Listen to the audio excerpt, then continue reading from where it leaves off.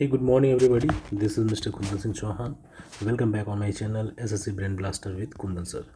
दोस्तों, मैं आज आप लोगों को छठा लेक्चर लेकर के आया हुआ हूँ ग्रामर के बेस पे। ये बुक्स एसपी बख्शी के एक्सरसाइज में करा रहा हूँ आप लोगों को। इसमें नियर अबाउट 500 प्लस क्वेश्चन होंगे। टोटल 500 प्लस क्वेश्चन को मैं आपके सामने सॉल्व कराऊंगा। और इसके बाहर किसी भी एग्ज़ाम्स में, कोई भी एग्ज़ाम देते हो और जिसमें भी इंग्लिश लैंग्वेज आती है, बाहर क्वेश्चंस नहीं जाएगा। Understood guys? तो चलिए बिना टाइम वेस्ट किए हमें आते हैं सीधे मुद्दे पे। देखिए, क्वेश्चन नंबर फर्स्ट है इसमें,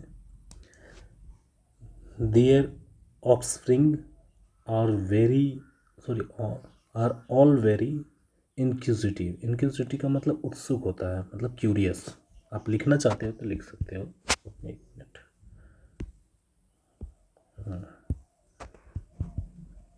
इंक्विजिटिव मीन्स क्यूरियस, उत्सुक, है ना। ऑफस्प्रिंग का मतलब होता है संतान। कुछ नाउन होते हैं जो दिखने में सिंगुलर लगते हैं, मतलब उनके साथ एस और ई एस नहीं होता है, बट वो यूज प्लूरल के रूप में किए जाते हैं। जैसे कि ऑफस्प्रिंग, पीपल, लोग, जेंट्री, क्लर्जी,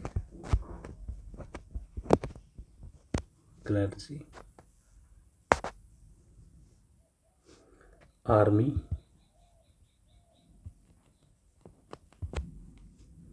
और कुछ ऐसे और वर्ड्स होंगे। कैटल भी आप लोगों ने कई बार एग्जाम में आया होगा, देखा होगा आपने। कैटल, चिल्ड्रेन तो सबको ही पता है, चिल्ड्रन। ये ऐसे वर्ड्स हैं जो दिखने में तो सिंगुलर लगते हैं, मतलब कहने का है कि इसमें एस और यस नहीं लगा होता है, फिर भी ये प्लूरल मीनिंग में होते हैं। पुलिस भी होता है इसी में, पुलिस। देखिए, आर्मी और पुलिस, ध्यान रखिएगा, ये शब्द जब इस फॉर्म में होंगे, आर्मी और पुलिस के, जैसे army have been deployed on the border, army को डिप्लॉय कर दिया गया है बॉर्डर पे, तो आर्मी के साथ हैव लगेगा, यानी प्लूरल आर्मी को माना जाएगा। Police have been deployed for controlling the riots, है ना, दंगे को रोकने के लिए पुलिस को डिप्लॉय कर दिया गया है, तो पुलिस हैव बीन डिप्लॉयड ही होगा। Understood guys? लेकिन जब ये इंडियन आर्मी बोल दें, मतलब इसके साथ कोई नाम जोड़ दें, इंडियन आर्मी, दिल्ली पुलिस, तब ये सिंगुलर हो जाते हैं। जैसे Indian army is the fourth largest army, fourth most powerful army in the world. Understood guys? तब फिर वहाँ पे क्या होगा, ये एक यूनिट की बात कर रहा है। उसका मतलब जब army have been deployed on the border बोलेगा तो यानी उसके सोल्जर्स की बात कर रहा है, उसके स्ट्रेंथ की बात कर रहा है। Understood guys? तो थोड़ी आप हमेशा रूल रटने के बजाय उस चीज़ को समझने की कोशिश करिए, क्योंकि आप एक भाषा पढ़ रहे हो, तो ये भाषा डिपेंड करती है, आपके रूल्स एप्लीकेबल तब होते हैं जब आप उस कॉन्टेक्स्ट में बात करते हो। Understood guys? रफ कर देता हूँ मैं इसको। तो इसमें नो एरर है, क्योंकि ये एस लगा होता, ऑफस्प्रिंग्स होता तो एरर हो जाती, या आर की जगह इज होता तो एरर हो जाती। Understood guys?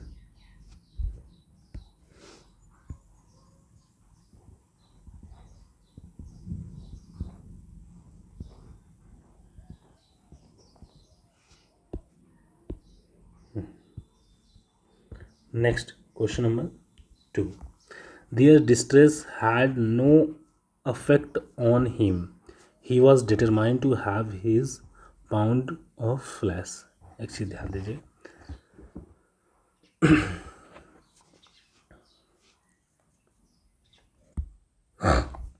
देखिए डिस्ट्रेस का मीनिंग होता है, पहले ध्यान रखिएगा दोस्तों, 1 मिनट। जो वोकेबलरी थोड़ी सी अगर आपको डिफ़िकल्ट लगती है, जो मेरे भी अभी तक का पढ़ाने का एक्सपीरियंस रहा है कि एक स्टूडेंट्स को क्या टफ लग सकता है अगर वो किसी कॉम्पिटिटिव एग्जाम्स में बैठ रहा है, दे रहा है, तो क्या। देखिए, डिस्ट्रेस का मीनिंग होता है कष्ट, है ना। डिस्ट्रेस मीन्स कष्ट होता है। अगर नहीं पता होगा तो आप लिख सकते हैं। एगोनी वर्ड आपने सुना होगा, नहीं सुना होगा, AGONY, एफ्लिक्शन सुना होगा, नहीं सुना होगा तो लिख लीजिएगा, वैसे ये वोकेबलरी भी साथ साथ में इम्प्रूव करते रहोगे तो ठीक है। एफ्लिक्शन, एफ्लिक्शन का मतलब होता है पीड़ा, एगोनी का मतलब पीड़ा, दर्द। पेन तो सब पता ही है, सबसे इजी वर्ड पेन है। एगोनी, पेन, एफ्लिक्शन, और क्या हो सकता है इसका, दर्द, दुख। दुख तो होता है वोज, वो करके एक वर्ड होता है, WOE है ना, ये भी होता है। तो ध्यान रखिएगा इसका, ये मीनिंग्स है ना। कहने का मतलब क्या है कि दिस दियर डिस्ट्रेस, मतलब उनकी पीड़ा had no effect on him, उसके ऊपर कोई प्रभाव नहीं छोड़ती है। He was determined to have his pound of flesh, ये भी इडियम्स है, pound of flesh. Pound of flesh का मतलब होता है कोई चीज़ हक से मांगने के लिए किसी भी हद तक जाना। जैसे आपको समझाता हूँ, मान लीजिए आप बहुत गरीबी में हो, मैंने आपको कुछ पैसे दिए हुए हैं और वो पैसे आपकी गरीबी देख करके, आपकी तकलीफ़ देख करके मेरे को ऊपर कोई इफ़ेक्ट नहीं आता है। मैं अपना पैसा वापस निकालने के लिए है ना बहुत डिटरमाइंड हूँ, बहुत ज़्यादा दृढ़ संकल्पी हूँ कि मेरे को तो निकालना ही है, मेरे को नहीं फ़र्क पड़ता आपकी क्या दिक्कत है। तो यहाँ पे पाउंड ऑफ फ्लैश यूज किया जाता है। अंडरस्टूड, मतलब अपना चीज़ निकलवाने के लिए किसी भी हद तक जाना या दूसरों की पीड़ा का ध्यान ना रखना। तो चलिए, ये तो हो गया, आपको मैंने सेंस समझा दिया, दोनों वर्ड की मीनिंग बता दिया। अब आप वोकैबलरी, इसीलिए मैं कहता हूँ जब भी मेरे वीडियोस देखो तो आप एक नोटबुक बनाओ, क्योंकि ये जो चीज़ें मैं बता रहा हूँ किसी किताब में नहीं मिलेगा आपको, कहीं पे एक जगह में इसका सोल्यूशन सब जाओगे इसी बुक में देखने, तो वहाँ पे जो गलती होगी इसमें, जो ऐड होगा वो बता देगा ज़्यादा से ज़्यादा, हर वर्ड की मीनिंग थोड़ी बताएगा वो कि इस वर्ड की मीनिंग क्या है। वो तो एरर पार्ट करा रहा है तो एरर की आंसर बता देगा। तो चलिए आते हैं मुद्दे पे। Their distress had no affect on him, है ना, उनकी पीड़े का उसके ऊपर कोई प्रभाव नहीं पड़ता है। ही वॉज डिटरमाइंड, वो बहुत डिटरमाइंड था, मतलब दृढ़ संकल्पी था। To have his pound of flesh, मतलब अपना जो कुछ भी पैसा वगैरह दिया है वो वापस लेने के लिए बहुत डिटरमाइंड था। ध्यान दीजिए इसमें गलत क्या है। अफेक्ट जो वर्ड होता है दोस्तों, ये एक नाउन होता है, सॉरी ये एक वर्ब होता है। क्या होता है, वर्ब। इसका यूज़ एक वर्ब के रूप में कर सकते हैं। तो इसका नाउन क्या होता है, इसका नाउन होता है इफेक्ट। अंडरस्टूड, ये नाउन होता है। जस्ट जैसे मैंने लास्ट सेशन में एक जगह पे आपको बताया था, एडवाइस, जो CE होता है ये एक नाउन होता है, मतलब कहीं नाउन की ज़रूरत है तो CE वाला स्पेलिंग एडवाइस की यूज करेंगे। SE का यूज तब करेंगे जब हमें एक वर्ब की ज़रूरत होती है, तो वहाँ पे सलाह देना, ये इसका मतलब होता है सलाह या सुझाव, इसका मतलब होता है सलाह देना। अंडरस्टूड, एक मिनट। लेकिन कुछ वर्ड होते हैं जो सेम स्पेलिंग में, मतलब सेम ही स्पेलिंग में दोनों तरह से यूज होता है। जैसे लव, लव का मतलब प्रेम करना भी होता है और प्रेम भी होता है ना। जैसे कि आप अटैक, मैंने बताया था अटैक का मतलब आक्रमण भी होता है और आक्रमण करना भी होता है। मैंने और भी बताया था कंट्रोल, नियंत्रण भी होता है, नियंत्रण करना भी होता है। तो ये ऐसे वर्ड्स हैं जो एक ही मीनिंग, मतलब सेम स्पेलिंग में एक वर्ब भी यूज होते हैं और एक नाउन भी यूज होते हैं। तो इनमें तो है ना आप डिफ्रेंशिएट नहीं कर सकते, लेकिन ये जो वर्ड्स हैं ये अलग हैं। अंडरस्टूड, बहुत है इंग्लिश में पढ़ाने के लिए, मतलब अगर मैं डिटेल्स में एकदम इंग्लिश पढ़ाने लगूँ तो 6 महीने लगेंगे आपको पूरी इंग्लिश सिखाने में, मतलब जितना मेरे को आता है। और डेली 2 घंटे की क्लासेस लगेंगी, 2 से 3 घंटे की, और बहुत कुछ है सिखाने के लिए। मतलब वोकेबलरी 7 से 8 हज़ार तो मेरे को, वैसे मैंने एक बुक लिखी है वोकेबलरी की, उस पर आपको 7-8 हज़ार उसमें वर्ड्स दिए हुए हैं, वही पढ़ाने पढ़ाने में 2 महीने 3 महीने लग जाएंगे। चलिए तो ये चीज़ें ध्यान दीजिएगा। ये 1 मिनट।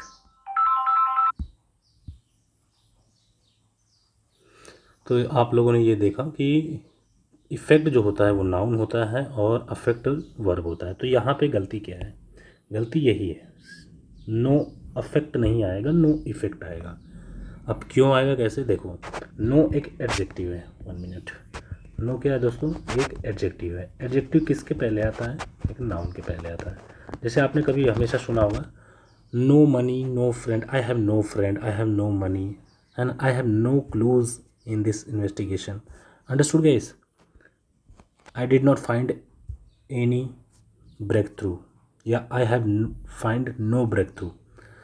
समझ में आया? तो ये नो का यूज़ किसके साथ किया जाता है? किसी न किसी नाउन के साथ किया जाता है। अब नो यहाँ पे आया है लेकिन वर्ब लिख दिया है। अंडरस्टूड? तो यहाँ पे क्या होगा? इफेक्ट आएगा, नो इफेक्ट। और नो एक एडजेक्टिव की तरह भी काम करता है, नो एक एडवर्ब की तरह भी। थोड़ा सा डीप में लेके जाऊँगा। एडवर्ब का काम क्या होता है? पूरे सेंटेंस को मॉडिफाई कर देना, मतलब नाउन प्रोनाउन को छोड़ करके और पूरे सेंटेंस को मॉडिफाई करना है, तो ये काम एडवर्ब का होता है। जैसे जब हम ये बोलते हैं कि नहीं मेरे को कुछ नहीं पता है, नो आई हैव नॉट, नहीं no I do not have any knowledge about it, तो स्टार्टिंग में नो यूज करते हो पूरे सेंटेंस के लिए कॉमा करके, है ना? तो ये पूरे सेंटेंस को क्या करता है? मॉडिफाई करता है। Understood guys? Sorry for the inconvenience guys. तो ये आप लोगों को समझ में आ गया। नो, नो किसी के साथ आएगा तो ध्यान दीजिए वो नाउन होना चाहिए, या तो फिर सेंटेंस के स्टार्टिंग में ही आ जाए, जो कि एक एडवर्ब का काम करेगा मतलब पूरे सेंटेंस को मॉडिफाई करने के लिए। Understood guys?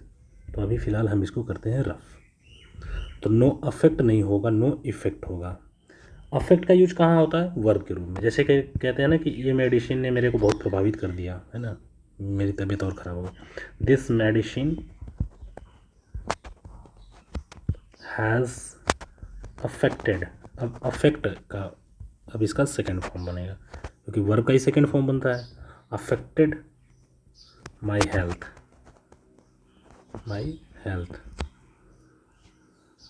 अंडरस्टूड गई? यहाँ पे अफेक्ट का यूज़ करेक्ट है। तो अभी फ़िलहाल इसको रफ करते हैं दोस्तों। पॉज करके आप लोग नोट डाउन कर सकते हो, है ना, नोट्स जब बनाते हो तो। फर्स्ट सेकेंड हो गया, third. Today should be saluted for the beginning of new era. Understood guys?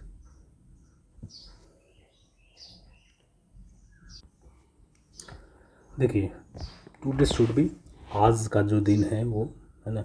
एक चीज़ ध्यान दीजिए, ग्रामेटिकल चेक कर लेते हैं कि एरर है कि नहीं। शुड बी है, ये किस में यूज़ किया जाता है?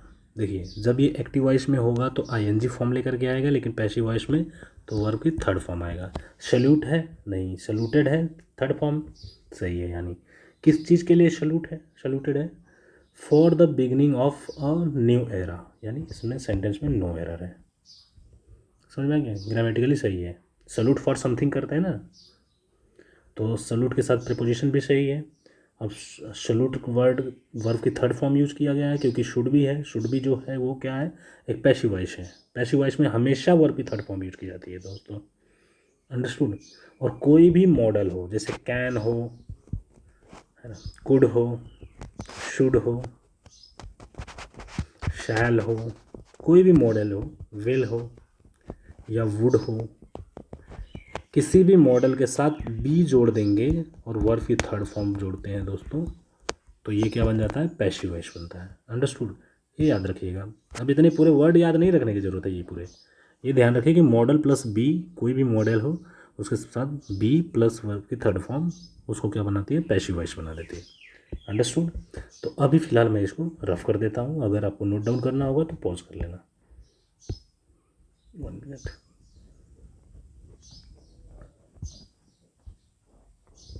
Next question number 4। Such considerations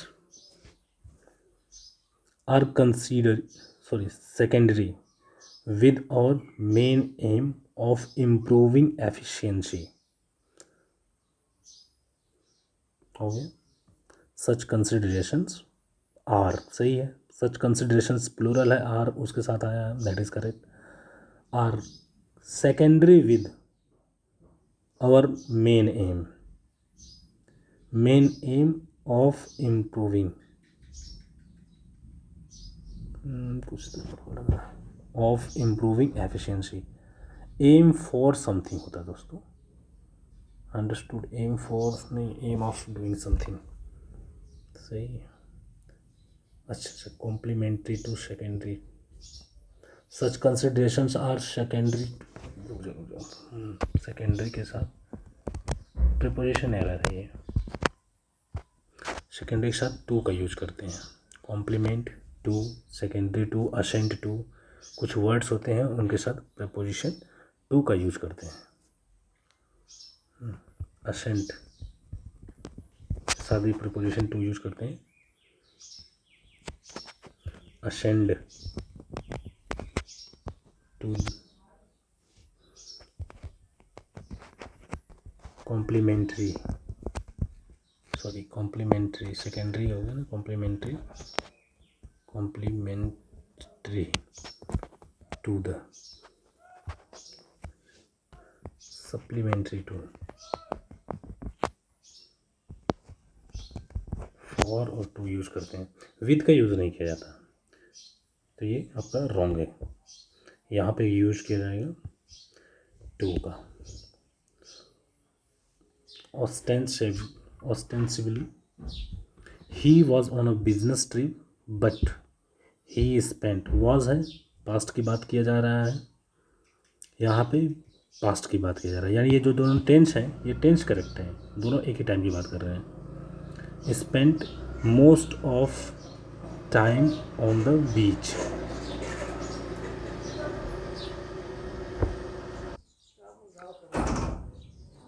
ostensibly he was on a business trip but he spent most of time, most of time नहीं होता दोस्तों, है ना, ये तो बेसिक सा एरर है।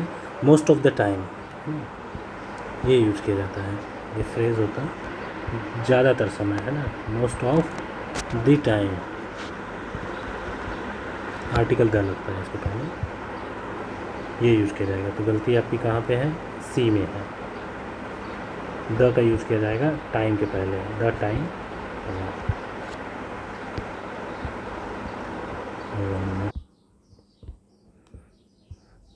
ये रहा पहला। नेक्स्ट है क्वेश्चन नंबर 6। क्वेश्चन नंबर 6 है दोस्तों, I can not do the 4th and 5th questions but I have done all the others, all others, it will be correct। 4th and 5th questions, दो questions के बारे में बोला है, plural है। 5th question बोलता है तो क्वेश्चंस नहीं होता, ध्यान रखना, गलती यहाँ पे कर सकता था वो, अगर 5th क्वेश्चन बस बोलता मतलब 5वां क्वेश्चन, तो मतलब 5वां कोई एक ही क्वेश्चन होगा ना वो, लेकिन 4 and 5 दोनों बोला है तो फिर इसमें क्वेश्चंस लिखा है वो करेक्ट है, वहाँ पे गलती नहीं है। फिर आगे की तरफ देखिए आप लोग, but I have done all the others, all the others नहीं होगा, all the other question, understood गए, other, 1 minute, all the other question, और दूसरे क्वेश्चंस,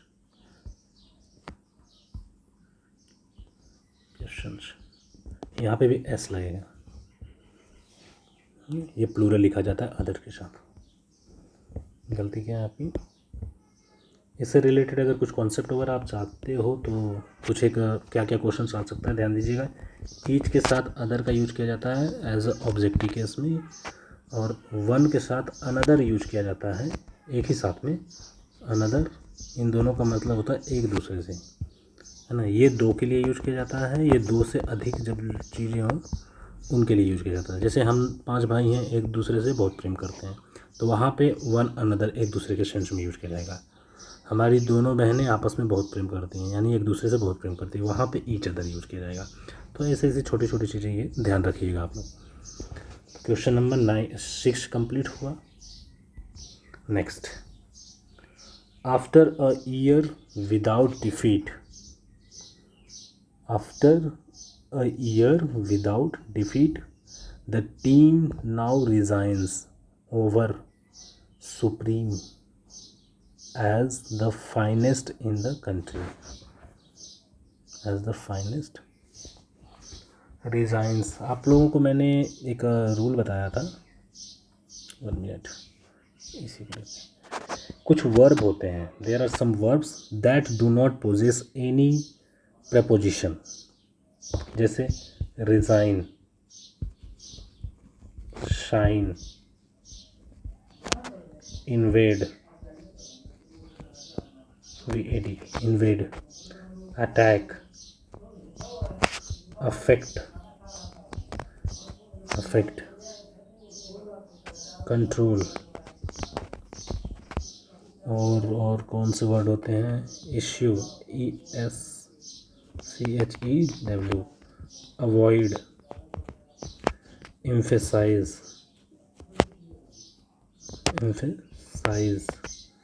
और एम्फेसाइज के सेंस में एक और वर्ड होता है एंटिसिपेट, या क्या नाम है उसका, माइंड में क्लिक नहीं कर रहा है। ये ध्यान रखिएगा, ऑर्डर,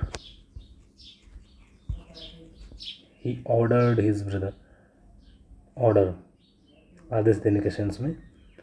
और डिस्कस काफ़ी बार आया हुआ है, डिस्कस, डिस्क्राइब, ये वो वर्ब है दोस्तों जिनके साथ नो प्रेपोजिशन यूज की जाती है। Understood, no preposition.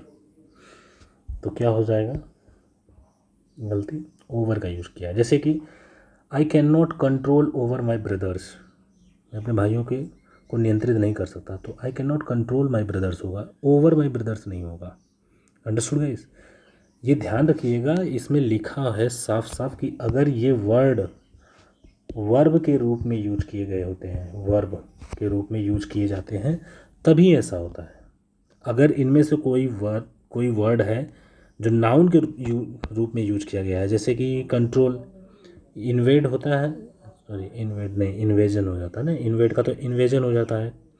जब अटैक, कंट्रोल और अटैक वर्ड होते हैं ऐसे, ये रहा अटैक उसके साथ, ये जो नाउन और ऑब्जेक्ट, नाउन और वर्ब दोनों में एक ही फॉर्म में यूज किए जाते हैं, मतलब दोनों जगह पे हम अटैक ही यूज करेंगे। जैसे कि अफेक्ट का नाउन तो इफेक्ट होता है, अफेक्ट का नाउन है ना। अवॉइड का नाउन अवॉइडेंस होता है, डिस्क्राइब का नाउन डिस्क्रिप्शन होता है, डिस्कस का नाम डिस्कशन होता है। ऑर्डर तो चलो दोनों में सेम यूज होता है, तो नाउन की तरह यूज होगा तो उसमें नाउन वर्ब आ सकता है, सॉरी प्रेपोजिशन आ सकता है। रिज़ाइन का रेजिग्नेशन होता है, साइन का सिग्नेचर होता है, इन्वेट का इन्वेजन होता है। तो ध्यान रखिएगा, अगर नाउन के रूप में यूज किए गए हैं ये वर्ड, तो प्रेपोजिशन यूज किया जा सकता है इनके साथ। अगर ये वर्ड वर्ब के रूप में यूज है तो no preposition will be applied after these verbs. Okay guys, तो रफ कर दूँ, विदाउट वेस्टिंग योर टाइम,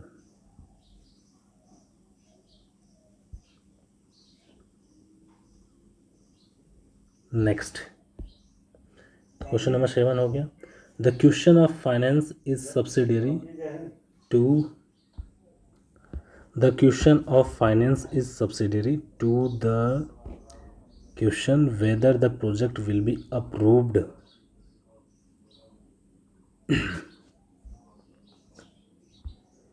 देखिए, the question of finance का question is subsidiary to the question, उसका सब्सिडियरी है किस क्वेश्चन का, whether the project will be approved, कि प्रोजेक्ट अप्रूव हो जाएगा। ये पैसिव वॉइस है तो वर्ब की थर्ड फॉर्म यूज की गई है, द प्रोजेक्ट। सी में तो कोई गलती नहीं है। The question of finance is, if A में भी कोई गलती नहीं है। द क्वेश्चन जो है वो सिंगुलर है तो इज का यूज किया गया, that is also. Question of something होता है, करेक्ट है। सब्सिडरी के साथ प्रीपोजिशन टू यूज की जाएगी, सब्सिडरी, सेकेंडरी, कॉम्प्लीमेंट्री, इसमें नो एरर होगा दोस्तों। Next question number 9, they have surcharged us 10% of the price of the holiday because of a rise of airfares, because of a rise of airfares।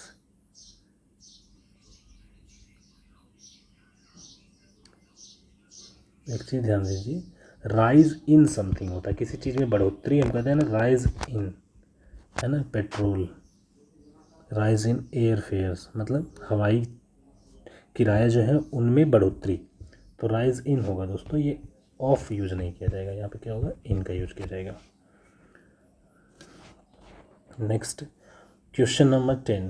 C is all sweetness and lightness provided you are doing what she wants. शर्त है कि तुम वो काम कर रहे हो जो वो चाहती है, है ना. यहाँ पे तो एकदम कोई गलती नहीं. She is all sweetness and lightness. एक चीज़ ध्यान दीजिएगा, लाइटनेस वर्ड यूज़ नहीं होता है कहीं पे भी, लाइट यूज़ करते हैं. लाइट एक ऑलरेडी नाउन है. स्वीट तो नाउन नहीं है. स्वीट क्या है? स्वीट जब मिठाई के सेंस में होता है तब नाउन होता है, लेकिन स्वीट जब मधुर के सेंस में होता है, जैसे हम स्वीट सॉन्ग्स बोलते हैं, तो ये एक क्या है, एडजेक्टिव है. तो इसके NES लगाने से ये बन जाता है एब्स्ट्रैक्ट नाउन. ध्यान दीजिएगा, इसको तो नाउन बनाने के लिए NES यूज़ कर सकते हैं, बट लाइट जो है ना, मधुर और हल्का, मतलब एकदम से. तो लाइट जो है वो ऑलरेडी एक क्या है, नाउन है. अंडरस्टूड. तो यहाँ पे लाइटनेस एक अननेसेसरी यूज़ कर रखा है, कोई यूज़ नहीं है इसका यहाँ पे. तो लाइट का यूज़ करेंगे इसकी जगह पे.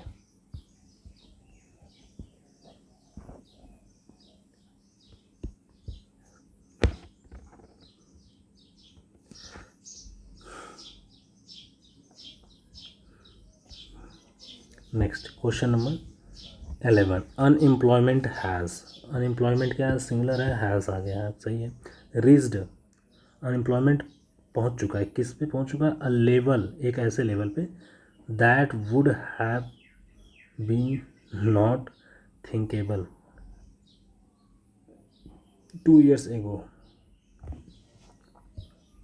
एक चीज़ ध्यान दीजिए, इसमें आपने हमेशा पढ़ा होगा, जब भी हम would have, will have, shall have का यूज करते हैं, है ना, और बीन का, मान लो जी बीन का यूज़ करते हैं, would have been, shall have been, कोई भी अगर बीन के साथ यूज़ करते हैं, तो नॉट जो वर्ड है ये एक है, एडवर्ब है, और इसको यहाँ पे लिखा जाता है हैव बीन के बीच में. Would have not been use कर सकते हो, है ना, बीन के बाद नहीं लिखा जाता है. तो ये स्ट्रक्चर गलत दे रखा है इसमें. Would not have been use कर सकते हो इसको, है ना, या फिर वुड हैव नॉट बीन, दोनों करेक्ट है. बट ये नॉट का यूज़ बाहर नहीं लिखा जाएगा. Understood guys. तो ये हो जाएगा that would have not been thinkable 2 years एगो. 2 साल पहले ऐसा नहीं लगता होगा.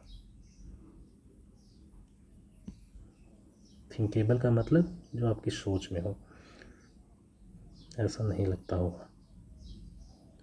अनएम्प्लॉयमेंट इस लेवल पे बढ़ जाएगा, ये 2 साल पहले नहीं लगता होगा. The smell of cooking, the smell of cooking told them there was a meal in the offing. There is a meal in the ऑफिंग.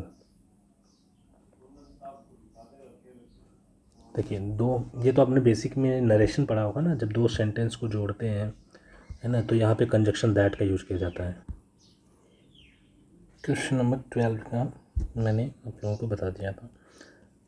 The smell of cooking told them there was a meal in the offing. ऐसे ध्यान दीजिए, there was a meal in the offing और the smell of cooking told them, यहाँ तक ये 2 अलग अलग sentence हैं. इन दोनों सेंटेंस को जोड़ने के लिए यहाँ पे कंजक्शन का यूज किया जाना चाहिए. और कंजक्शन सिंपल लगेगा, क्योंकि दोनों सेंटेंस सिंपल है, तो दैट आएगा. नेक्स्ट है, I told him out rightly what I thought of his behaviour. एक चीज़ ध्यान दीजिए, जब हम बोलते हैं what I thought of his behaviour, उसके बारे में मैं क्या सोचता था, है ना. I told him out rightly नहीं होगा, आउट राइट होता है दोस्तों. आउट राइट, LY यूज नहीं किया जाता. कौन कौन से वर्ड होते हैं, आउट राइट, या फिर direct, I told him direct, या स्ट्रेट, ये तीनों वर्ड के साथ LY यूज नहीं किया जाएगा. Understood guys. तो ये गलती कहाँ पे है, फर्स्ट में. Next, You may be a bit upset, but it is really nothing else than unreasonable anxiety. It is nothing else than इसे ध्यान दीजिएगा, कोई भी इंडेफिनिट प्रोनाउन के साथ एल्स यूज करते हैं तो एल्स के साथ हम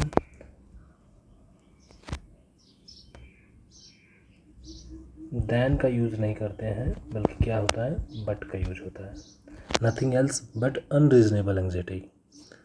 देन का यूज कैसे करते हैं, अदर देन, है ना. अदर के साथ अगर आ जाए तो देन का यूज यहाँ पे किया जा सकता है. अंडरस्टूड है. लेकिन एल्स के साथ आएगा तो देन यूज नहीं किया जाएगा. क्या यूज होगा, बट. नेक्स्ट, ये आप कहाँ पे पढ़ोगे, ये आप एडजेक्टिव या फिर ये शायद कंजक्शन के पार्ट में मैं पढ़ाऊँगा. अंडरस्टूड, कंजक्शन में. ये टूल मैंने क्लासरूम में भी पढ़ाया है पहले, जिन्होंने मेरे से पढ़ा होगा पहले उनको पता होगा. She would resign. रिज़ाइन के साथ कोई प्रीपोजिशन नहीं आता, याद दिला रहा हूँ मैं आपको, है ना. तो यहाँ पे प्रीपोजिशन है भी नहीं. कह रहा है कि she would resign sooner than, अच्छा, take part in such dishonest business deals. She would resign sooner, वो पहले ही रिज़ाइन कर देना पसंद करेगी. किस चीज़ की अपेक्षा, कि टेक पार्ट, है ना, किसी डिसऑनेस्ट बिजनेस डील में भाग लेने से अच्छा है वो उससे पहले रिज़ाइन करना कर देगी. तो इसमें नो एरर है ना. वुड एक मॉडल है, मॉडल के साथ वर्ब की फर्स्ट फॉर्म आती है, सभी मॉडल पे अप्लाई होता है, ध्यान दीजिएगा. करेक्ट है. सूनर एक कंपैरेटिव वर्ड है, दैन आया है, करेक्ट है. कंपैरेटिव वर्ड के साथ दैन का यूज किया जाता है, जैसे बेटर, सूनर, है ना, फास्टर, दैन यूज किया जाता है. सही है. Take part in such dishonest business deals. सही है, no error.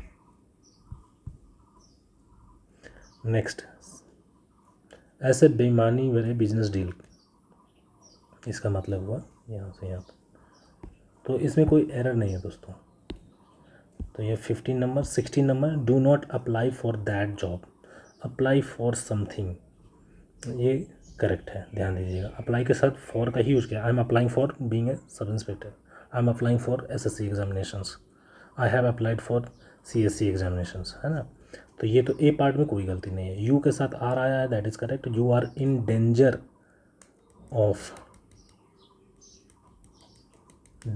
Of overreaching yourself. No error इसमें भी. Next, question number 17. Weather conditions were bad enough. देखिए, एनफ बैड होता है, मैंने पहले ही बताया था आपको. एनफ का यूज़ एक एडजेक्टिव के पहले नहीं करते हैं. बैड एक एडजेक्टिव है, हमेशा इसके बाद यूज़ करते हैं. अंडरस्टूड. तो ध्यान दीजिएगा. तो यहाँ पे ये सही है, हालांकि मैं आपको बस रूल को याद दिला रहा हूँ. अगर ये होता है कि weather conditions were enough bad, तो गलत होता. Bad enough even to give a pause to the most experienced climbers.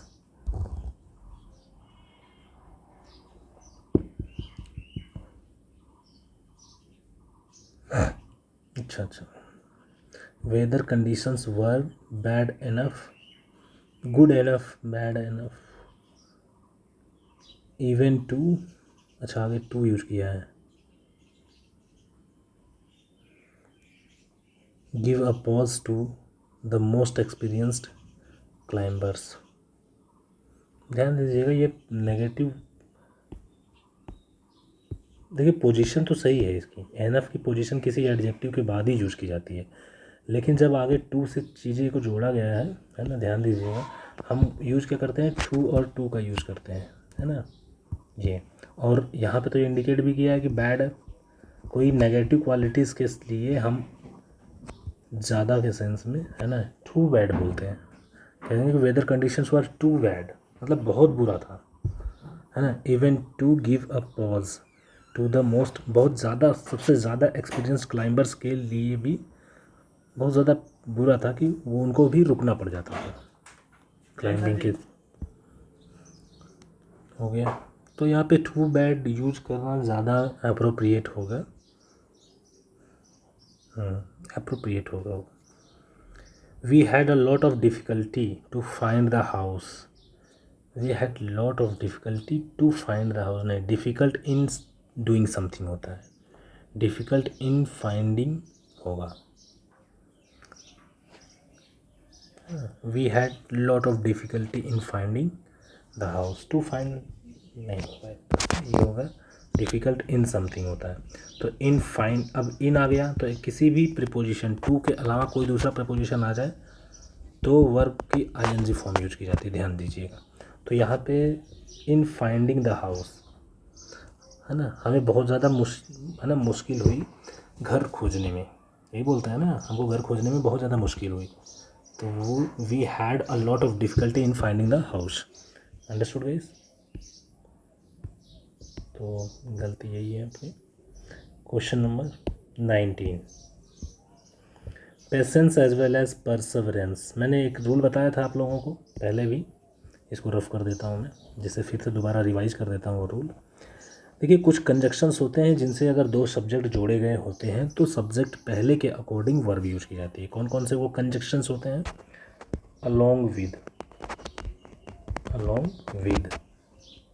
As well as, like या लाइक विद, टुगेदर विद, या फिर बिसाइड्स, या फिर as well as, besides, along with, और भी कोई वर्ड्स ऐसे, in addition to,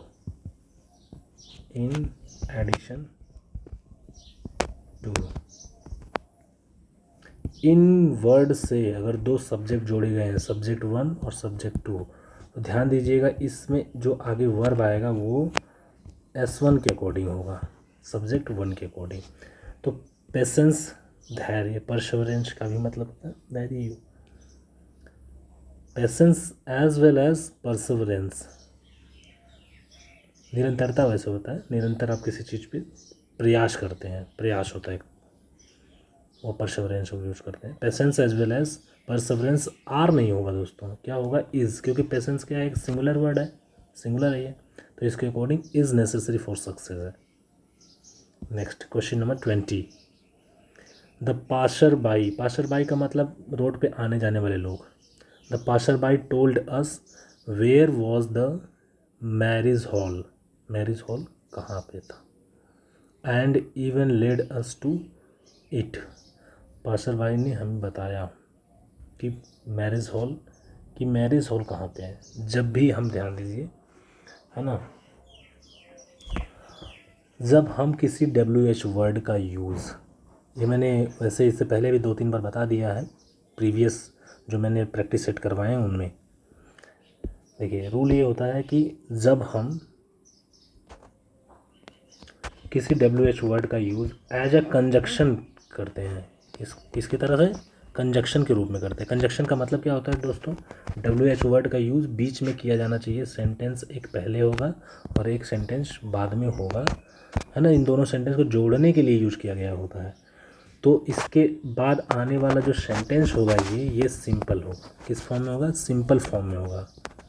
simple form का मतलब सब्जेक्ट आएगा पहले, फिर इसके बाद वर्ब आएगा, वर्ब में हेल्पिंग वर्ब, मेन वर्ब हो सकती है, फिर ऑब्जेक्ट आएगा। ये स्ट्रक्चर को सिंपल स्ट्रक्चर बोलते हैं, है ना, ये असर्टिव। तो यहाँ पे where was the marriage hall नहीं होगा, where was the marriage hall तब सही होता है जब ये पूछा जा रहा हो, है ना, और यहाँ पे क्वेश्चन मार्क भी रहता हो ऐसे सेंटेंस में लास्ट में, तो हम कहते हैं कि where was the marriage hall. Understood? लेकिन यहाँ पे बताया जा रहा है द पासर्स बाइस ने भाई told us where the marriage hall was, बाद में आएगा, यहाँ पे आएगा। अंडरस्टूड? तो ये ध्यान दीजिएगा, गलती किस में है? बी पार्ट में है। वॉज का यूज करेंगे मैरिज हॉल के बाद। Next question number 21 question number है दोस्तों,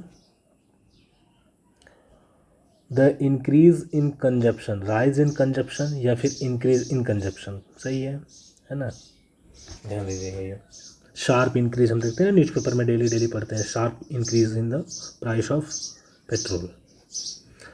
the increase in consumption is directly proportional to the increase in income. Directly proportional, हम पढ़ते भी है, is directly proportional to, proportional के साथ प्रीपोजिशन टू आता ही है ना। प्रोपोर्शनल विद होता तो ये गलत हो जाता, to the increase in income, सही है, नो एरर। आप एक एक पार्ट को पढ़ लो, एक पार्ट को पढ़ो और उसको समझो कि ये सही है कि नहीं है, फिर आगे बढ़ जाओ ज़्यादा। क्योंकि एग्ज़ाम में ध्यान रखिए, बहुत से बच्चे तो इस चक्कर में क्वेश्चन गलती करके आ जाते हैं कि उनको उसमें कहते हैं यार ऐसे कैसे हो सकता है कि गलती ना हो। भाई नो एरर के भी ऑप्शंस रहते हैं उसमें, अंडरस्टूड। और CDS के एग्ज़ाम में तो ज़्यादातर ऐसे क्वेश्चंस होते हैं। अगर आपके 20 क्वेश्चंस दिए गए हैं CDS के एग्ज़ाम में, तो मैंने तो काफ़ी एक्सपीरियंस रहा है इंडिया और CDS का मेरे को, तो मैंने देखा है उसमें तो 3 क्वेश्चंस 4 क्वेश्चन तक विदाउट एरर वाले हो जाते हैं। In Singapore my brother in law with, देखिए अभी मैंने आपको एक रूल बताया था अभी कुछ टाइम पहले कि along with, like with, together with, as well as, in addition to, beside से कोई सब्जेक्ट जोड़े गए हैं। तो यहाँ पे इन सिंगापुर में बोल दिया कि ये सिंगापुर में। फिर कह रहा my brother in law and या विद हिज वाइफ। अब विद के साथ जोड़ा गया है ना, एंड से तो नहीं जोड़ा गया है, विद से जोड़ा गया है, तो ये जो वर्ब आएगी ये वर्ब किसके अकॉर्डिंग हो जाएगी, फर्स्ट के अकॉर्डिंग। क्योंकि एंड के साथ चीज़ों को कंबाइन करते हैं, जब विद यूज करते हैं तो हमें फर्स्ट सेंटेंस फर्स्ट सब्जेक्ट के अकॉर्डिंग वर्ब यूज कीजिए करनी होती है। ठीक, अब आप प्रैक्टिस जब ज़्यादा कर लोगे तो आप क्वेश्चन स्टार्टिंग में पढ़ोगे और कहीं आंसर दिख जाएगा तो वहीं पर सीधा टिक करके आगे बढ़ जाओगे, तो कॉन्फिडेंस इतना आ जाएगा आपको। अंडरस्टूड है। तो एरर कहाँ पे है, was present at the function होगा। Question number 23, scarcely had I in arrived. अब देखिए स्कार्सली एक नेगेटिव एडवर्ब है, और कोई भी नेगेटिव एडवर्ब सेंटेंस के स्टार्टिंग में आता है तो आगे उसके हेल्पिंग वर्ब यूज किया जाता है, फिर सब्जेक्ट, फिर मेन वर्ब। ये सही है सीक्वेंस, यहाँ तक सही है। बट स्कार्सली के साथ जो कंजक्शन यूज किया जाता है वो कौन सा यूज किया जाता है, व्हेन यूज किया जाता है। ये मैंने आपको पहले भी बताया हुआ है कम से कम 3-4 बार, तो इसमें एक बार और आपको बता देता हूँ। कुछ बच्चे अभी इसी को देख रहे होंगे फर्स्ट में, तो ध्यान दीजिएगा कौन कौन से कंजक्शन के साथ कौन कौन सा वर्ड यूज किया जाता है। देखिए हार्डली के साथ या फिर स्कार्सली, इसका मतलब होता है मुश्किल से ही, इन दोनों के साथ कंजक्शन व्हेन यूज किया जाता है, फिर अगला सेंटेंस लिखा जाता है। अगर नो शूनर यहीं पे रहता है, नो शूनर, तो इनके साथ दैन का यूज करते हैं, THAN। ध्यान दीजिए वहाँ पे एग्जाम में दैट दे देगा या देन दे देगा या फिर वेन दे देगा, ये तीनों गलत होते हैं, अंडरस्टूड। अगर एल्स है, आपको मैंने बताया था ये एल्स के साथ बट का यूज करते हैं, एग्ज़ाम में दैन दे देगा तो गलत हो जाएगा, बट यूज होता है। फिर ईदर के साथ आप लोगों को पता ही है, ये तो बचपन से पढ़ते आ रहे हैं, ईदर और यूज किया जाता है, सॉरी और आएगा। नाइदर के साथ नॉर का यूज किया जाता है। नॉट ओनली के साथ बट ऑल्सो, ये मैं पेयर बता रहा हूँ, बट ऑल्सो यूज किया जाता है। सच के साथ एज भी यूज होता है और दैट भी यूज होता है। अभी डिटेल्स में मैं बताऊंगा आपको चैप्टर में, या फिर कोई क्वेश्चन आ गया तो उस टाइम पे बता दूंगा। सो के साथ भी एज का भी यूज होता है दोस्तों, सो के साथ एज का यूज किया जाता है जब नेगेटिव कंपैरिजन होता है, किसमें, नेगेटिव कंपैरिजन में। और सो के साथ दैट यूज होता है जब रिजल्ट प्रोड्यूस किया जाता है, मतलब कि मैं इतना इंटेलिजेंट था कि एग्ज़ाम निकाल लिया। अब इंटेलिजेंट होने की वजह से एग्ज़ाम क्वालिफाई कर लिया, एक रिजल्ट मिला ना, आपकी किसी क्वालिटी की वजह से कुछ रिजल्ट प्रोड्यूस हुआ, तो हम कहेंगे कि I was so intelligent that I could crack the exams, तो सो के साथ दैट आएगा, है ना। मैं तुम्हारे भाई के इतना अच्छा नहीं हूँ, I am not so good as your brother, negative sentence है तो सो एज का यूज किया जाएगा, समझ में आया। अब आप इन कंजक्शंस को, इन एडवर्ब को, मतलब ये जो रिलेशन है इनको ज़रूर लिख लो, क्योंकि आगे भी आएंगे तो आपको दोबारा जब मैं पढ़ाऊँगा तो ये क्या होगा, माइंड में फिर से क्लिक होगा। जितनी बार आप सीखोगे ये रट जाएगी, पूरी की पूरी ग्रामर बता रहा हूँ जितनी भी एग्जाम्स में आती है, पूरी ग्रामर इन 500 क्वेश्चंस में कम से कम 5 से 7 बार मिनिमम बता रहा हूँ, 5 से 7 बार ये रिपीट होने वाली है, अंडरस्टूड गाइस। रफ कर देता हूँ मैं इसको। तो गलती क्या है इसमें,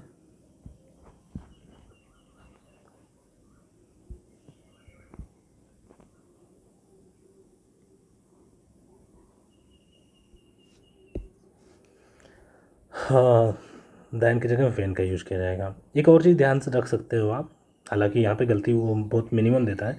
जैसे ये पास्ट की बात किया है, हैड आई अराइव्ड, ये भी सेंटेंस पास्ट में ही होना चाहिए, ध्यान दीजिएगा। ये प्रेजेंट में दे देगा तो भी गलती हो जाएगी, क्योंकि आधी सिचुएशन पास्ट की और आधी सिचुएशन प्रेजेंट की कैसे बता सकता है जब एक्शन दोनों एक ही टाइम पे हुआ है। तो ये ध्यान रखिएगा। Next 24, the reason why he was rejected, है ना, was because he was too young. एक चीज़ ध्यान दीजिए, द रीज़न वाई के साथ हम कभी भी रीज़न वाई लगाने से ही वो क्या कर रहा है, वो एक कारण को बता रहा है ना। तो आप खुद सोचिए कि जब वो एक कारण को खुद ही डिस्क्राइब कर रहा है, रीज़न वाई का यूज कर रहा है ऑलरेडी, तो उस सेंटेंस में हम बिकॉज का यूज क्यों करेंगे, क्योंकि बिकॉज भी तो कारण बताने के लिए ही यूज किया जाता है, और कारण एक ही है, और दो दो एक जगह पे एडवर्ब यूज कर रहे हैं और एक जगह पे बिकॉज का use as a conjunction use कर रहे हैं, या फिर एडवर्ब भी है, वैसे कॉन्ट्राडिक्टरी एडवर्ब होता है ना। तो बिकॉज का यूज नहीं करते किसके साथ, द रीज़न वाई के साथ। इस टाइप के एरर को बोलते हैं दोस्तों सुपरफ्लुअस, कि मतलब अननेसेसरी शब्द का यूज करना। जैसे आपको मैं बताता हूँ, रिटर्न के साथ, रिटर्न का मतलब होता है वापस आना। अब रिटर्न बैक कभी कभी बोलने में तो हम यूज कर देते हैं, गलत होता है, रिटर्न के साथ बैक नहीं आता है। रिपीट का मतलब ये होता है दोबारा से बोलना, तो रिपीट के साथ अगेन लिखना गलत है। रीओपन, है ना, रीओपन अगेन, इसके साथ भी अगेन यूज नहीं करना चाहिए। रीइम्बर्स बैक, रीइम्बर्स, रीइम्बर्स का मतलब ये होता है पैसे को वापस देना, तो इसके साथ बैक हम यूज़ नहीं करेंगे। ऐसे बहुत सारे वर्ड हैं। स्पाउस, स्पाउस का मतलब पति पत्नी होता है। कंसोर्ट, कंसोर्ट का मतलब भी पति पत्नी होता है। ये रॉयल फैमिली के लिए यूज किया जाता है, ध्यान रखिएगा, और ये जनरल यूज किया जाता है। अब इन दोनों का मतलब जब पति पत्नी ही होता है, तो इनके साथ में वाइफ यूज करोगे या, एक मिनट, वाइफ यूज करोगे या हस्बैंड इनके साथ ही यूज कर दोगे, तो वो क्या हो जाएगा, सुपरफ्लुअस हो जाएगा, यानी रिडंडेंट हो जाएगा, अननेसेसरी यूज हो जाएगा। समझ में आया कि ऐसे कुछ वर्ड होते हैं जिनकी मीनिंग में ऑलरेडी डिस्क्राइब किया जाता है, उनके साथ दूसरा वर्ड उन्हीं की मीनिंग रखने वाला नहीं यूज करना चाहिए। जैसे कज़न का मतलब ही होता है चचेरा भाई बहन, है ना, तो कज़न के साथ ब्रदर और सिस्टर यूज नहीं करना चाहिए।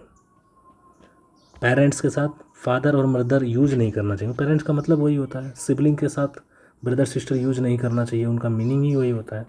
Understood guys? तो इन चीज़ों का ध्यान रखिएगा। बहुत सारे ऐसे वर्ड्स हैं, और ये वोकैबुलरी किसी की अच्छी है, बस आप रूल एक समझ गए कि उनकी मीनिंग में ऑलरेडी, जब बैक बैक की मीनिंग ऑलरेडी है तो यूज नहीं करना चाहिए। द रीज़न वाई ऑलरेडी कारण ही बता रहा है, द रीज़न वाई कह रहा है ना कि वो रिजेक्ट हुआ, तो क्यों हुआ, द रीज़न वाई ये स्टार्टिंग में ही लिख दिया है, तो यहाँ पे बिकॉज लिखने की क्या ज़रूरत है, कोई ज़रूरत है यहाँ पे सीधे एक सिंपल कंजक्शन लिखेंगे, क्योंकि ये दूसरा सेंटेंस को जोड़ना है हमें, तो सिंपल कंजक्शन क्या होगा, दैट आएगा, दैट यहाँ पे बिकॉज की जगह। Was that he was too young, understood guys?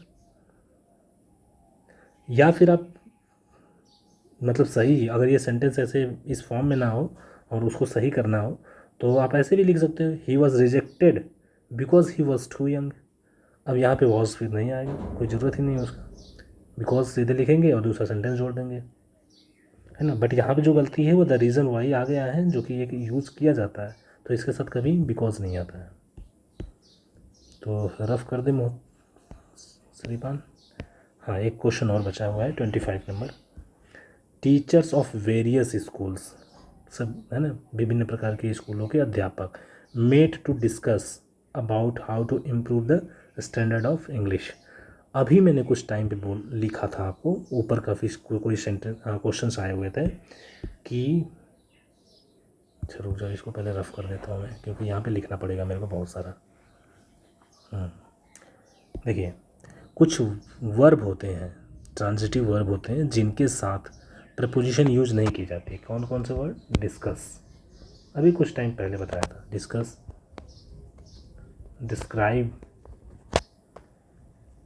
Illustrate, illustrate तो चलो, inform, they informed me, they informed about me, गलत हो जाएगा, दे इन्फॉर्म्ड मी, इन्फॉर्म्ड, तो इन्फॉर्म लिख देता हूँ मैं। इन्वेड आक्रमण करना होता है, अटैक भी आक्रमण करना होता है, attack. Emphasise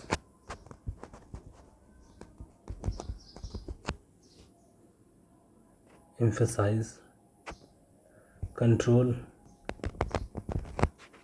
control, resign, shine, reach, और भी कुछ वर्ड्स आए हुए हैं, थोड़ा याद करने दीजिए मेरे को। अवॉइड, इश्यू, SCHEW, ई है दोस्तों, ये ES। ये मेरे को एक दो और कुछ वर्ड छूट गए होंगे शायद, है ना, वो मैं आगे कभी उनकी क्वेश्चन आएगा तो उसमें बता दूंगा। ये वर्ड्स वैसे वर्ड हैं जिनके साथ नो प्रेपोजिशन यूज होती है, कोई प्रेपोजिशन यूज नहीं होती है अगर ये वर्ब के रूप में है तो। Understood guys? कंट्रोल बता दिया हूँ, अटैक बता दिया हूँ, आए हुए एग्जाम्स में काफ़ी बार है क्वेश्चन ये। अफेक्ट वर्ड आता है काफ़ी बार, अफेक्ट, अफेक्ट भी इसी में लिख लीजिएगा। तो यहाँ पे गलती क्या है, अबाउट का यूज कर दिया है। We had discussion about the matter या ऑन दैट टॉपिक, तो डिस्कशन के साथ आ सकता है क्योंकि वहाँ पे डिस्कशन जो है एक नाउन हो गया है, वो वर्ब है ही नहीं। अंडरस्टूड? चलिए, अब ये आ गया आपका एक्सरसाइज नंबर कौन सा, जी।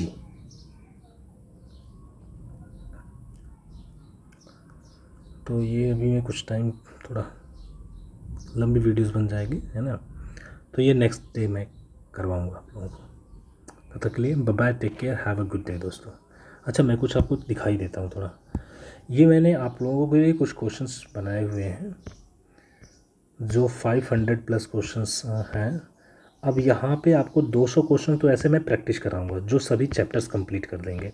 फिर इनके बाद जैसे ये क्वेश्चंस कंप्लीट होंगे, मतलब 200-250 के आसपास, उसके बाद जो एल एक्सरसाइज से है, यहाँ से ध्यान दीजिएगा, ये CGL में आया हुआ क्वेश्चन 2011 में, मतलब जो अच्छे अच्छे क्वेश्चंस हैं, NDA 2011 में आए हुए क्वेश्चंस हैं, और आपको बहुत ही बेहतरीन कॉन्सेप्ट मिलेंगे इसमें, मतलब आपको लेवल पता चलेगा एग्ज़ाम्स का क्या होता है। फिर CDS के क्वेश्चन आए हुए, है ना, ये CDS के क्वेश्चंस आए हुए हैं 2012 में, उसको उठा लिया था। इस तरह से मैं आपको, एक मिनट,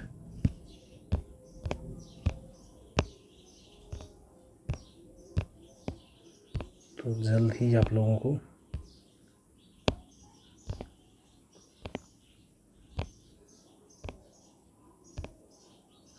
यहाँ तक मैंने करवाया है, F तक।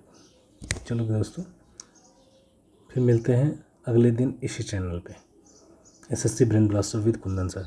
और ज़्यादा से ज़्यादा शेयर कीजिए, सब्सक्राइब कीजिए, थोड़ा मेरे को भी मोटिवेशन मिले कि और कुछ बेहतरीन कंटेंट दें, और ऑथेंटिक कंटेंट देता हूँ मैंने खुद भी मल्टीपल टाइम्स एग्ज़ाम्स क्वालिफाई किए हुए हैं, है ना, 2 बार NDA और CDS रिटन क्वालिफाई कर रखा है, फिर 2 बार SI सेलेक्टेड हूँ, फिर CGL 5 बार दिया है, 5 के 5 बार क्वालिफाई किया है।